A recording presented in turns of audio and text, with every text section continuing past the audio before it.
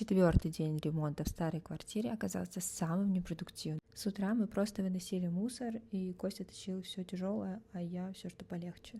Пока он довыносил мусор, я взялась за батарею.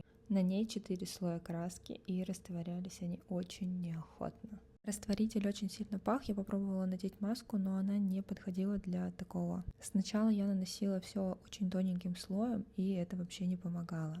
Наносили растворитель, ждали, отскребали шпателем. И так на несколько кругов. Пока Костя мучился с батареями, я отмывала плитку от жирных брызг, пятен и просто десятилетней грязи. Думаю, потом заклеить ее панелями, либо перекрасить. А вы бы на чем остановились? Эта работа очень рутинная и монотонная. Зато есть маленький успех. У меня выкупили шкаф на Авито. И сами же его доразобрали и забрали. По-моему, идеальная сделка. После почти всей банки растворителя на батарее удалось очистить только небольшие участки. И на этом четвертый день ремонта закончился. Если интересно, что будет дальше, оставайтесь.